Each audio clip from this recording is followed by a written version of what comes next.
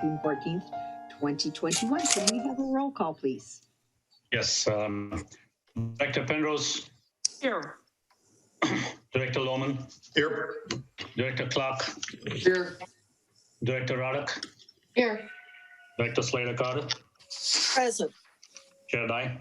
Here. Okay. All right. Moving We on. have Cora.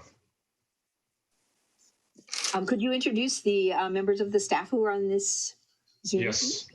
We have George Evans, our finance officer.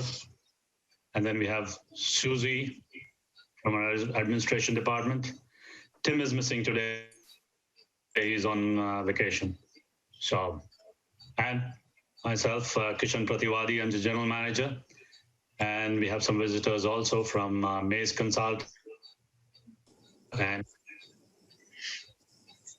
Great, thank you. Moving on to public comment. Do we have any members of the public who want to speak to items that are not on the agenda? I don't see anyone wants to Did I talk. freeze? Oh, I have a public comment. Oh. Yes, go ahead. Can you hear me? Yes. Okay. Yeah, I'd like to make a public comment and inform the public that we would like to reopen the plant visit tours that we had stopped due to the pandemic. We intend starting from July, and we used to typically do third Wednesday of every month. So we're going to start from the third Wednesday of July. It's going to be every month. So if it works out to everybody, they can come in on Wednesday. They can always call us and let us know that they're coming. Otherwise, if they want to do it on another day, which is more convenient for them, we could also privately do it to them. But the best would be to come on third Wednesday of every month. And I'd like to just share the screen for a second.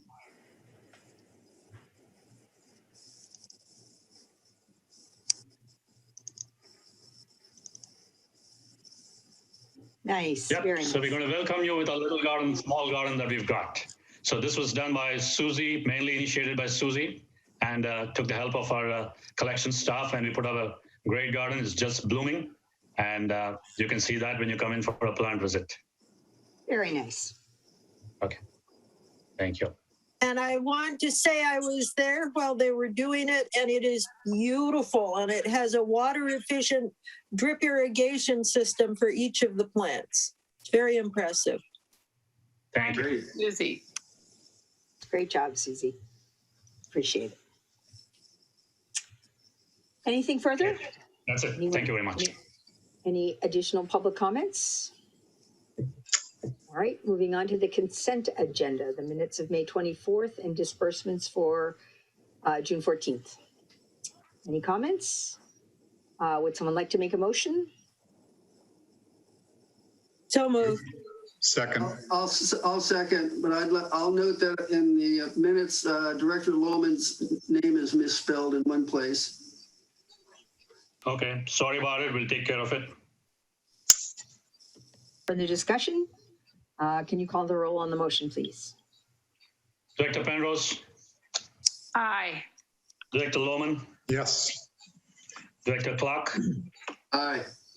Director Radek. You're muted, Director Radek. Aye. Director Slater-Carter. Approved, yes. Chair Dye. Yes. All right, thank you. Moving on to regular business. We need to adopt resolution 2021-02, adopting the Sewer Authority Midcoastside general budget for fiscal year 2021-22 and adopting the position control list. Can we have the staff report? Yes. So this has come back to the board again, just to adopt the budget. We've gone into detail in our past meetings. And as I've told earlier, we would not have been able to complete it without excellent support from Maze consultants, our finance team, finance officer, and the finance committee members, and of course the board members and the member agency managers. We've taken all their feedback, put it together, and come to this budget. And this budget has been discussed at other member agencies meetings too. And Discussed and approved. Discussed and and approved at the member agency. Has been discussed and approved, and we've attached their resolutions as a part of the packet. And now it's brought back to the SAM board for adoption. And the entire details are in the packet. I wouldn't like to go into much details. It's already available. So if anybody has any questions, staff is here ready to answer. Does anyone have any questions? Any comments? All right, can we have a motion to approve the resolution of the Board of Directors of the Sewer Authority Midcoastside, resolution number 2-2021, adopting the Sewer Authority Midcoastside general budget for fiscal year 2021-22 and adopting the position control list. So moved. Second. Right, any further discussion on this? And I guess I will just comment that yes, we have reviewed this thoroughly here at the board level. Then it has gone to the member agencies that also reviewed it and approved it. And now it's coming back to us for final approval. So this is really just a formality, but the process has worked and we have done a thorough job of reviewing this before we are ready to approve it. So we have a roll call for approving this resolution. Director Penrose? Aye. Director Lohman? Yes. Director Clark? Aye. Director Radek? Aye. Director Slater-Carter? Yes. Chair Dye? Aye. Motion passed. Moving on to a similar task for us, which is to adopt the resolution for the Sewer Authority Midcoastside Contract Collection Services budget for 21-22. Of course, this is a separate contract that Sam has with the 3 member agencies to do maintenance. Can you give us staff comment, whatever staff comments you'd like to make, Kishan? Yep, it's the same as the general budget. We started off in the finance team with Mace Consulting, then took it to the finance committee, and thereafter to the member agency managers, and brought it to SAM board a couple of weeks back in the previous meetings, and got authorization to send it to the member agencies. And at the member agency levels, at their meetings, it was discussed, approved, and the resolutions are available. And now we bring it back as a formality to adopt the resolution to adopt the collection services budget. So staff is here to answer any questions, if any, and yep. All right, can we have a motion to approve the resolution? The Board of Directors of the Sewer Authority Midcoastside, resolution number 3-2021, adopting the Sewer Authority Midcoastside Contract Collection Services budget for fiscal year 2021-22, effective July 1, 2021. So moved. Do we have a second? Second. All right, any further discussion? Second. Oh, second. Any further discussion? Yeah. All right, can we have a roll call, please? Director Penrose? Aye. Director Lohman? Yes. Director Clark? Aye. Director Radek? Aye. Director Slater-Carter? Yes. Chair Dye? Aye. All right, Motion approved. great. All right, moving on, we will go to overview of Government Accounting Standards Board GASB statements number 68 and 75. Would you like to introduce this? Yep. Before I go into details of introducing the gentleman from Mace Consulting, the GASB standard, which is the Governmental Accounting Standards Board statements number 68 and 75, was discussed in the Finance Committee meeting, and it was presented by Mace Consultants, but we thought it should be taken to a larger forum and extend the same to the rest of the board and public too. So that's why Mace has been invited, and they would be providing an overview of the GASB statement 68 and 75. So I will introduce, we have Peter Medina and David Alve from Mace Consultants, who would be making the presentation on the GASB 68 and 75. So over to David. David, did you want me to share your screen, or do you want me to put up your slides? Or You can share my screen, or allow me to share my screen, please. allow you to share the screen. Okay, got Thank it. you. Sorry. Let me Yep, give I'll me give one permission. Yep. second here.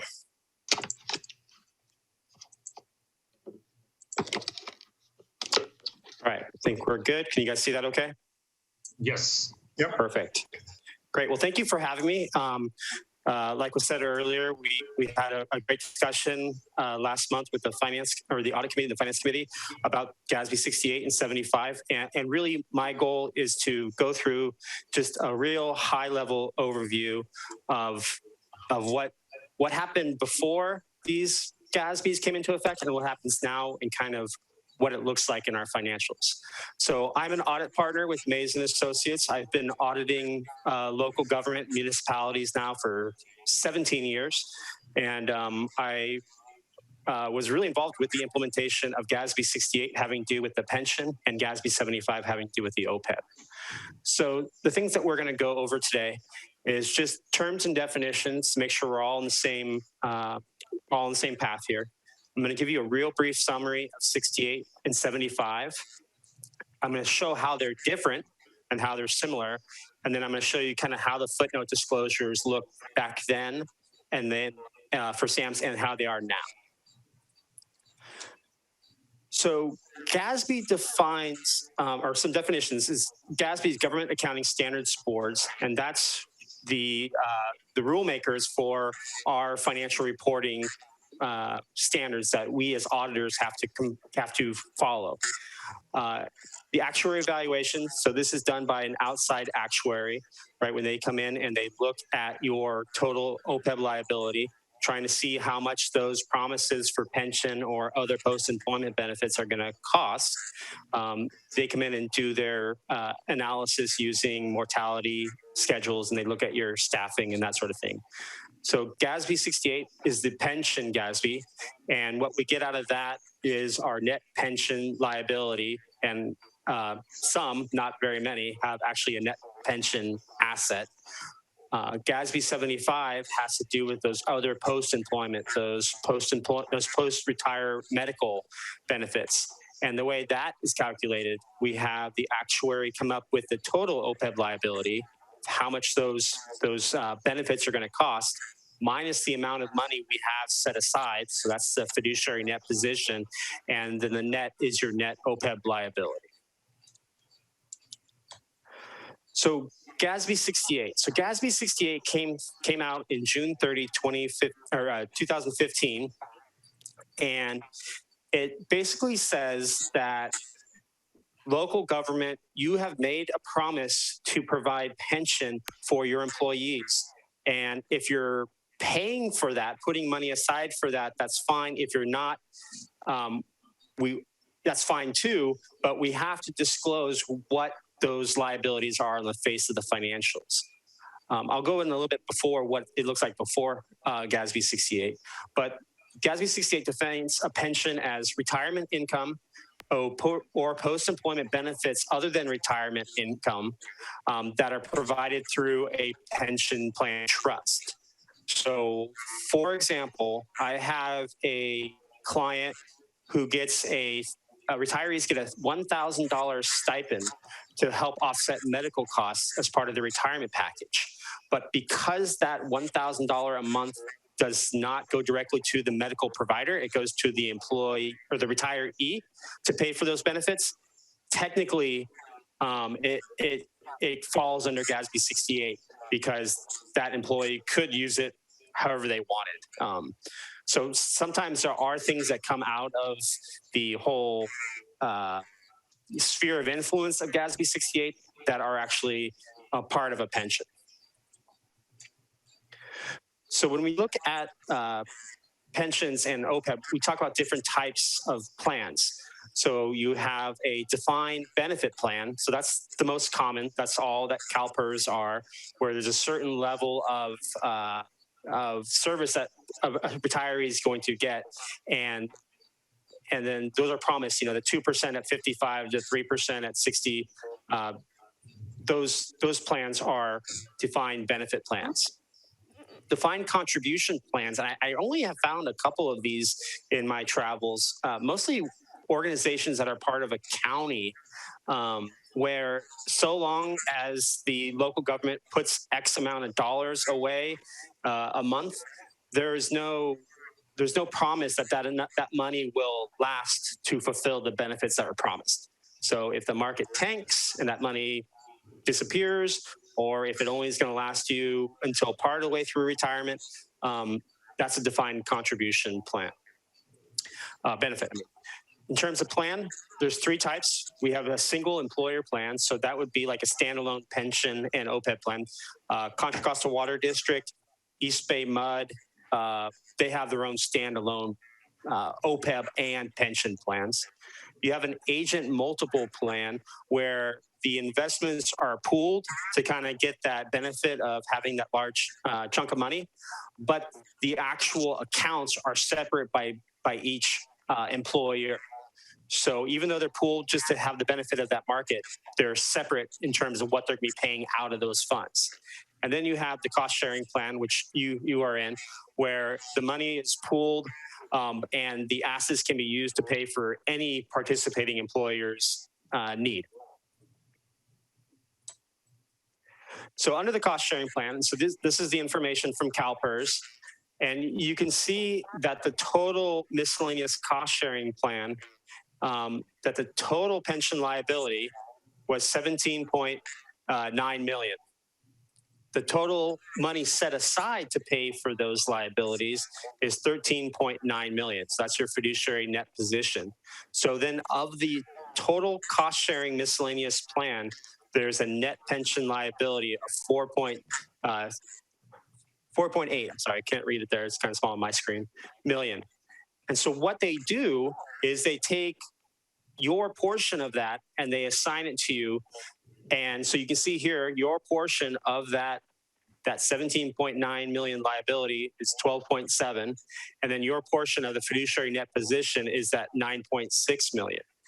And it doesn't quite pencil out for the difference because as of June 30, 2020, your net pension liability was around 2.9 million because there's some ins and outs. But that's essentially how the cost sharing plan works. They're getting the whole plan, how much money we have set aside to pay for these benefits, what we think the liability, what the actuaries are saying based on mortality schedules and the benefits that we promised, what's that going to cost us? And then they strip it out by your percentage piece. Sorry, just to jump in real quick, David. $1 million, it's actually $1 billion, 17.9 billion. Yeah, billion, I'm sorry. No, our piece, yes, millions, but overall, $1 billion. Yeah, sorry. Well. Yep, thanks, Peter, sorry. Big numbers. All right. So again, multiple employers join the trust to share in investment earnings and the costs. So there's a little bit of a cost savings there, and the monies can be paid for any of the employer's benefits. So under GASB 75, so this is other post-employment benefits. This came out June 30, 2018. And again, GASB is saying, hey, employer, you promised these benefits. You need to show that as a liability on the face of your financials. So post-retirement benefits would be healthcare, dental, vision, hearing, medical premium, life insurance, if it's not part of a pension plan, and disability long-term care, again, if not part of that pension plan, which would fall under 68. Some things that this doesn't include are vacation and sick leave payouts. So again, what the cost of those medical benefits that we have promised our employees, what's that going to cost us in dollars? Okay. And under this, we have the defined contribution plan, same thing. Individual accounts for each members. If that money runs out, too bad. Employees contribute to active employees accounts on a defined documents. So it's usually in the memorandum of understanding with the employee benefit or the bargaining unit. And then the retired benefits, retired medical benefits are solely paid from those accounts that are separate. And those accounts include investment earnings.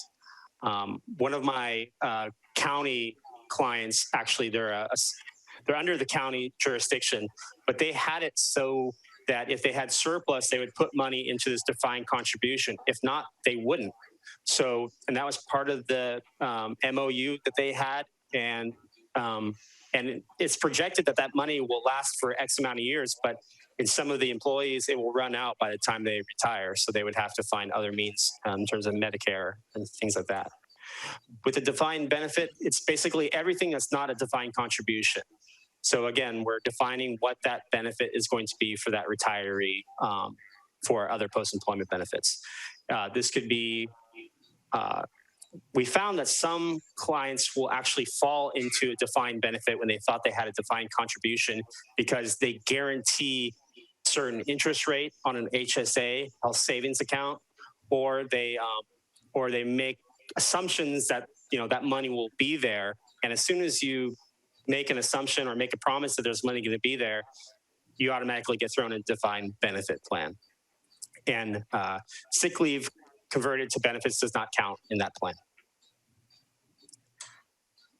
So the actuary, how the actuary gets involved in this, because each of these requires actuary evaluations, either for the pension side where CalPERS has their own actuaries, or from the other post-employment benefit side where you hire out your own, or you contract with an actuary to do that for you. So what they're doing for the OPEB, I'm going to focus on the OPEB, is they have to follow the actuary standards of practice. That's their rules and regulations to abide by. We've actually had some actuaries kind of go rogue, and they cut out parts of GASB 75, and they were reprimanded by the Actuary Standards of Practice Board. And because they stripped out part of GASB 75, it looked better on the financials, but they're not allowed to do that anymore. So the actuary evaluation has to be done at least 2 years, or 2 years and 6 months for your last current fiscal year. And then, so that's when they figure out what the costs are going to be. And then they take that and they roll it forward to your measurement date.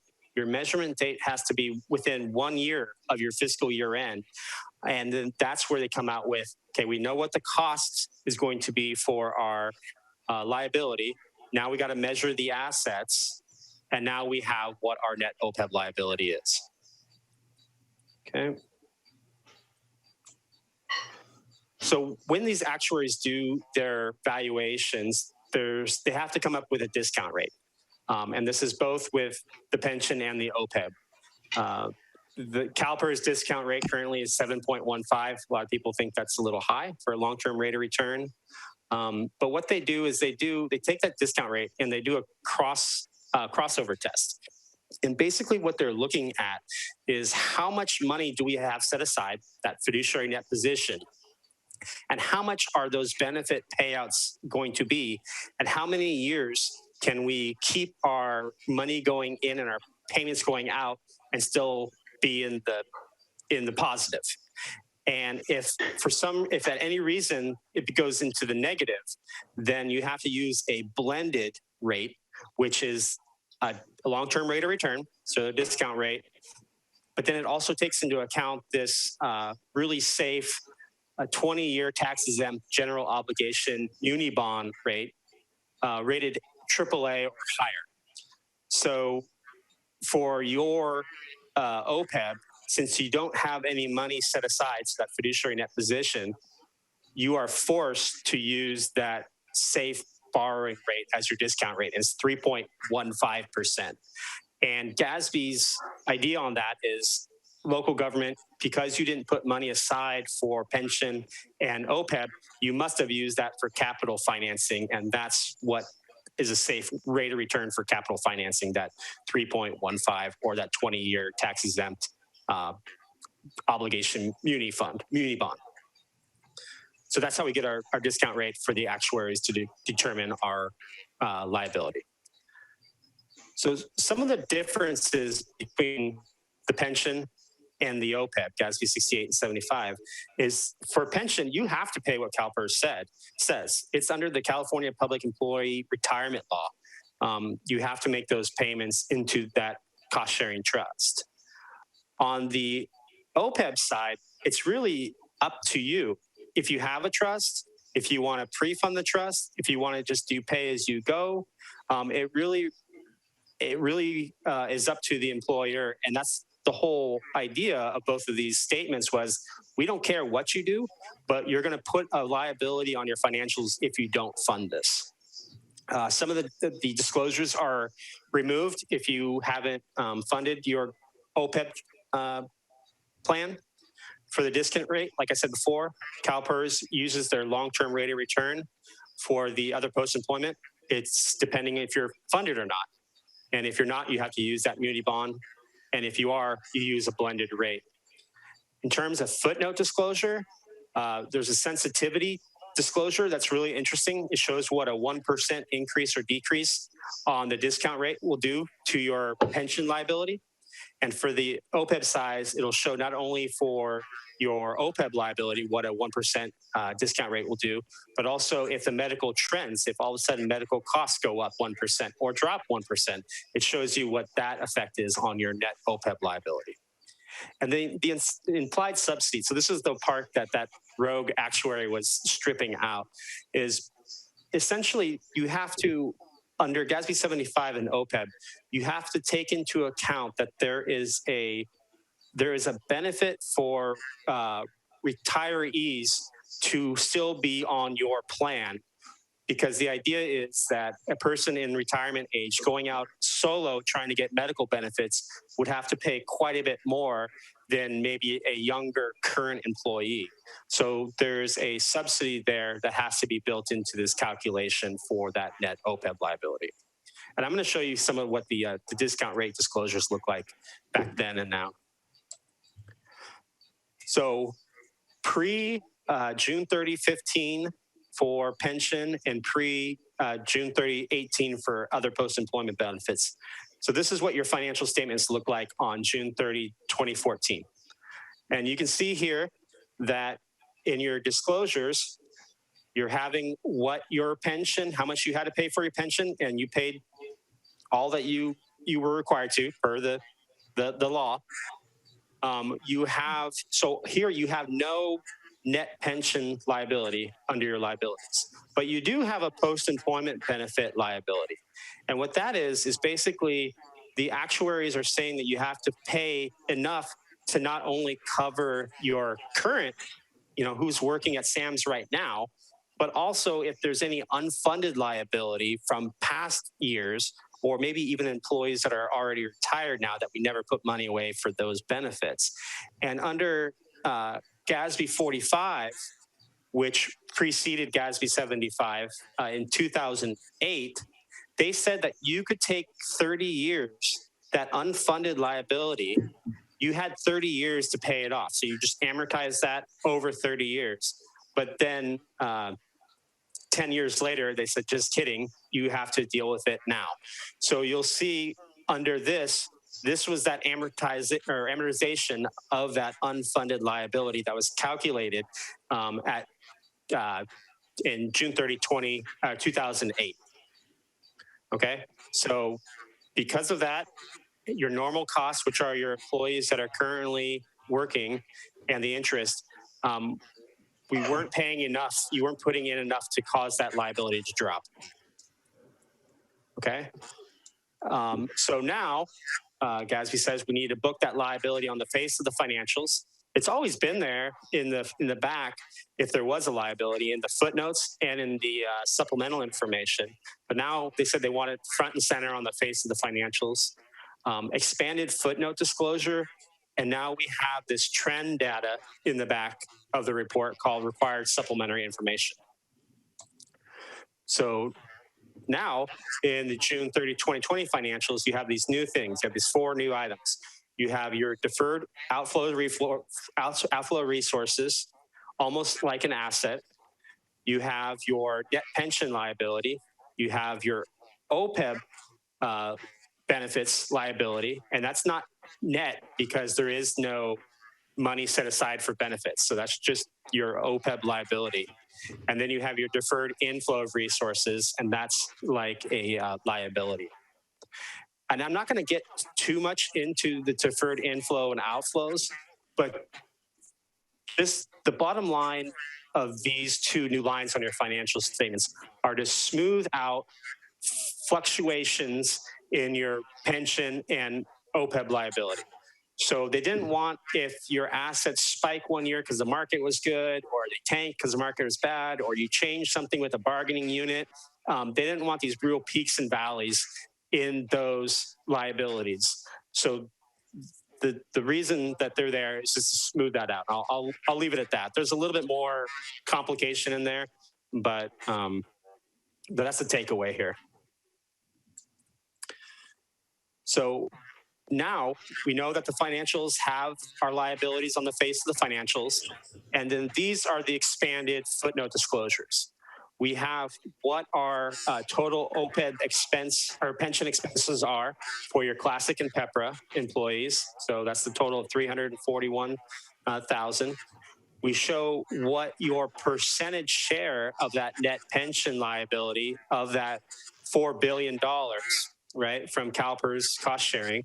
So your share is at 2.88 million.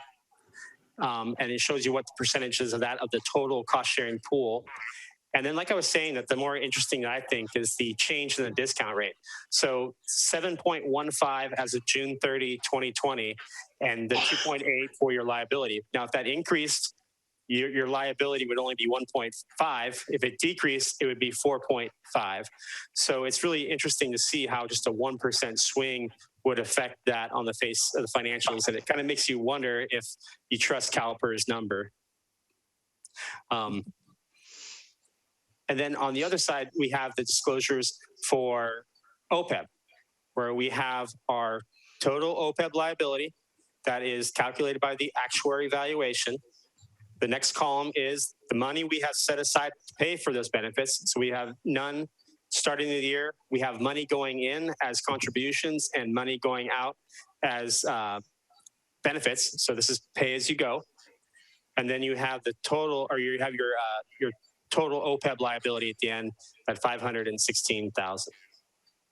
And so similar to the pension, we have what a 1% increase or decrease in the discount rate does. That from the 516 down to 500 or up to 580 if the discount rate drops, or 462,000 if it increases by 1%. But then you also have this interesting thing over here that says what a 1% increase or decrease does to the medical trend.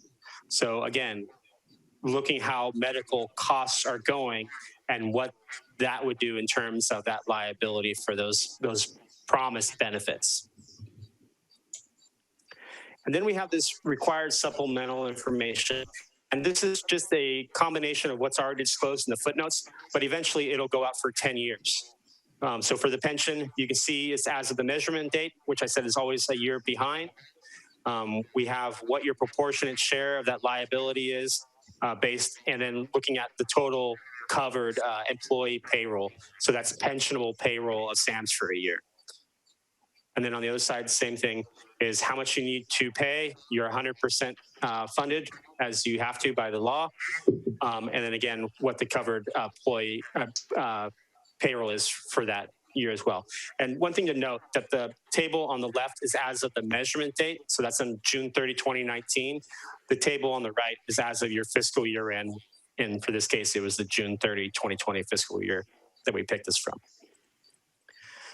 For the other post-employment benefits, very similar. You have your activity that make up that liability. Your interest on the OPEB liability, changes in assumptions, benefits paid out. All those make up your total OPEB liability. And then you have your money going in and out for the benefits paid for your fiduciary net position to leave us at our total OPEB liability. And same thing on the right here, you have your contributions made, again, your pay as you go. Okay.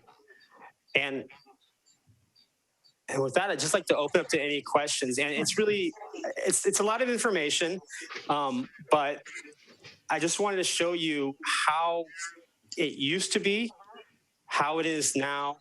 And I know you have a Section 115 trust that's set up, and the options are, in my mind, and Peter can further consult you on this, is that you either, depending on what your flavor is in terms of what you want to do with these liabilities, if you're fine with them staying on the books, because they're not a true, come to term liability. It's just more of a financial statement reporting of those promised benefits. And if you're fine with doing pay as you go for OPEB, There's nothing that the GASB says that you can't do that. You might find some people that aren't as open to that, but that's really open to what your finances look like and what your agenda is. And with that, any questions? Do we have any questions from board members?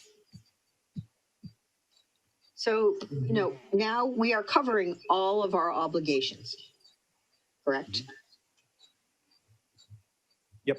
And like I said, yeah, this is just, again, for financial statement. And when you read the initial review of these two GASBs, I think GASB said they wanted to divorce themselves from the funding and the financial reporting of these. We want those to be two separate. It doesn't matter necessarily how you fund it, but this is how you have to report it now. And I have a question. Go ahead. Okay. You said we are not funding the OPEB right now. We're doing a pay as you go. Is there an analysis that shows the potential number of retirees and perhaps a way to even out your OPEB so that you start saving ahead of time to be able to get a smoother flow so we don't have to jump the rates to the member agencies when we have, say, 5 people retire all at once? And I pulled that number out of the hat. There's no discussion of that, but 5 seems like a logical round number. I mean, your actuary probably can figure that out and do a analysis based on what that would look like in terms of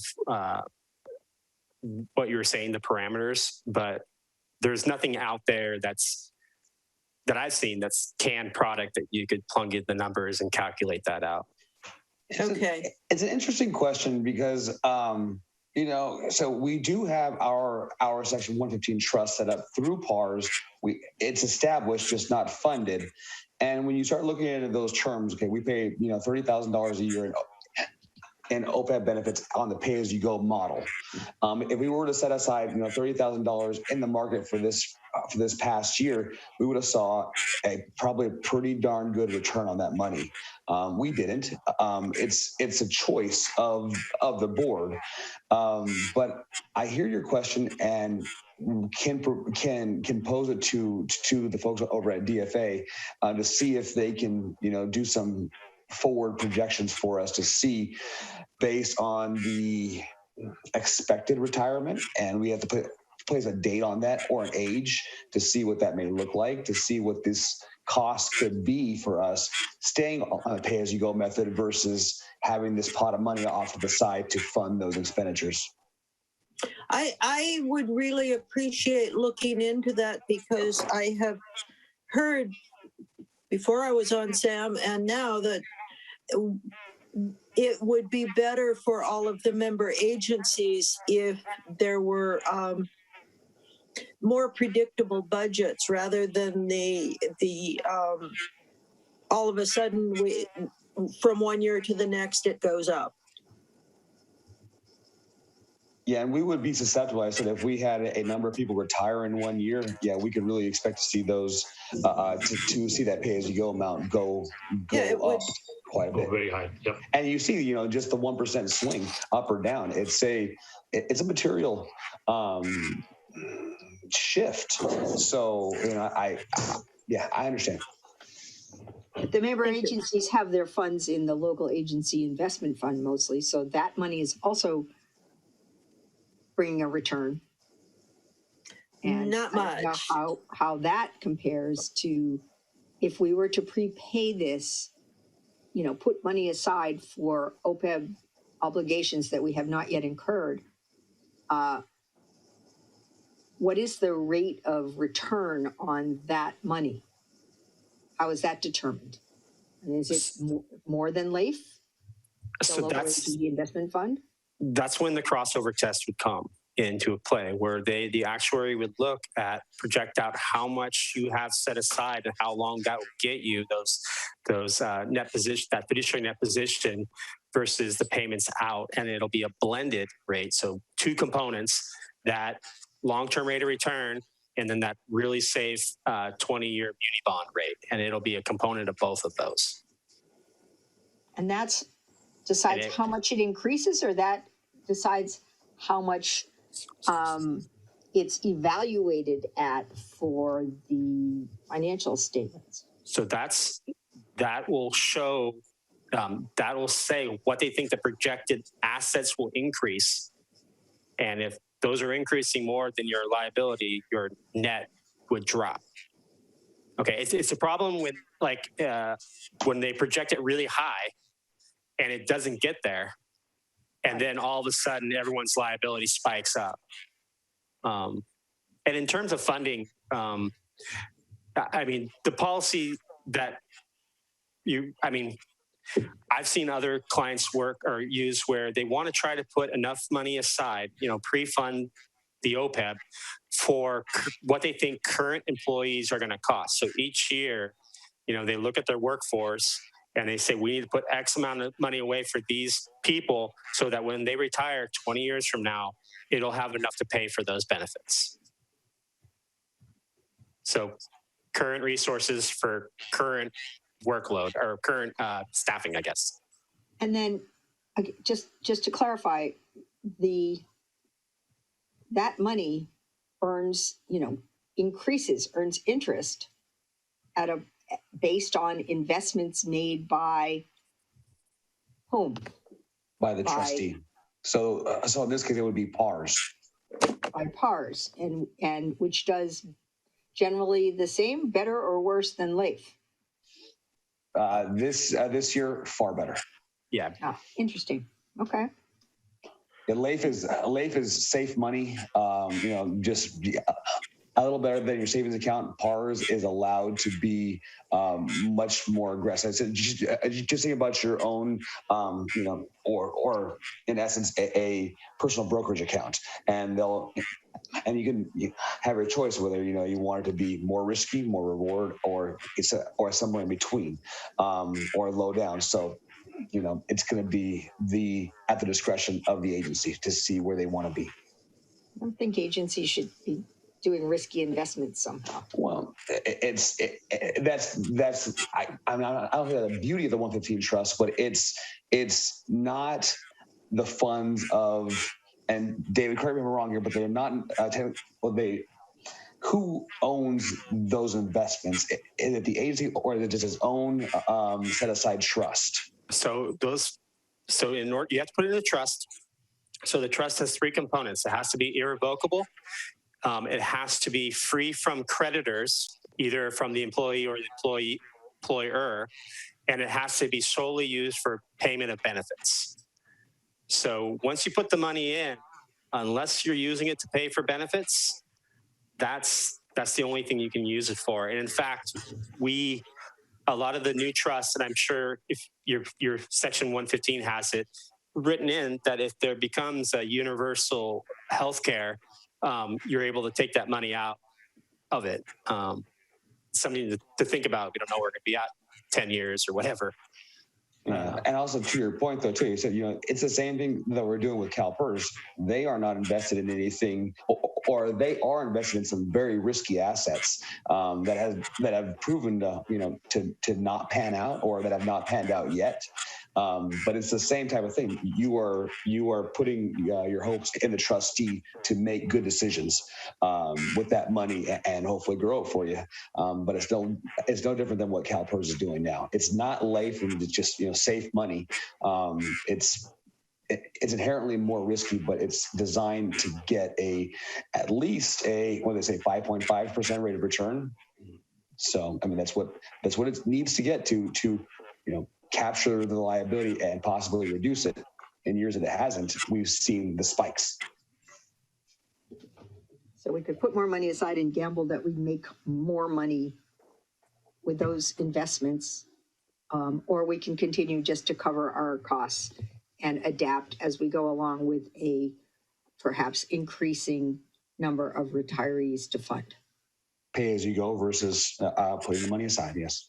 And I'm sure the PARS people would come talk to you if you request it. And since you already have the trust, I mean, they do a great presentation, and they're not risky investments. They have different level of risk tolerance. But again, we're talking about government assets, so they're not buying anything crazy, and they can show you models based on their previous returns. Obviously, future returns aren't guaranteed, but they definitely have a good track record. Okay, thank you. Anyone else have questions? All right, thank you very much. Appreciate it. It's something that I certainly didn't know as much about, so I appreciate this thorough presentation. It was good to see it twice. So thank you very much. And thank you to Maze for all your hard work. Thank you, David, and thank you, Peter. Yeah, and if you guys have any questions, please don't hesitate to reach out to me as an auditor or Peter as consultant to see what other agencies are doing or what's been kicked around. Please feel free to reach out to us. I would like for that to be sort of a future agenda item. Maybe we could take a poll of the member agencies and then discuss solutions. I just see financial problems coming in the future, and I'd like to be able to insulate Sam and the member agencies as much as possible. Okay, will do. Thank you. Thank you. All right, moving on. Nothing further. General Manager's report. I don't have any specific report. If you have questions, I'm here to answer. We would give a complete report in the second meeting of the month, like always. Okay, moving on. Attorney's report. Yes, thank you, President Dye, or Chair Dye, I should say. I had one item. I don't know if everybody saw earlier today, there was a unfortunate auto accident involving a SAM vehicle. And so, Kishan, do you still want to add that as a closed session item, as an urgency closed session item? Yeah, we can. Okay. All right. So I guess what I would ask the board to do, if it's the pleasure of the board, we would need to add that as an urgency item because it did occur after the posting of the agenda and requires prompt action on the part of the board. So it would require a 2/3 vote to add that to the agenda during closed session pursuant to Government Code Section 54956.9, significant exposure to litigation against the agency. So if it's the pleasure of the board, we need a motion, a second, and then 2/3. So moved. Add that. Second. Any discussion? Can we have a roll call, please? Director Penrose, Yes. Director Lohman, Yes. Director Clark, Aye. Director Ruddock, Aye. Director Slater Carter, Yes. Chair Dye. Yes. Motion And passed. is everyone okay? Everyone is safe. Good. Okay. Thank you. One other item just to briefly mention, had a meeting with Cindy Tuck, who's the #2 of the Association of California Water Agencies today, to talk about some funding issues for water agencies and the issue of arrearages and potential state funding to make up for some of the arrearages for water agencies and wastewater agencies came up. And so there is, out of this budget surplus and some of the priorities, before we were talking about bond bills and I don't know if those bond measures are going to move forward or not, but with the surplus, it seems like some of the priorities may or may not have changed. But there is a potential initiative to, in the current budget, and may wind up being expressed through a budget trailer bill, to provide funding for agencies that lost funding or not able to collect on accounts where people stopped paying their bills for long periods of time. And so something to watch. That's less of an issue for SAM, more of an issue for the member agencies. Unclear how that's going to get rolled out. It looks like it is part of the funding for that is federal.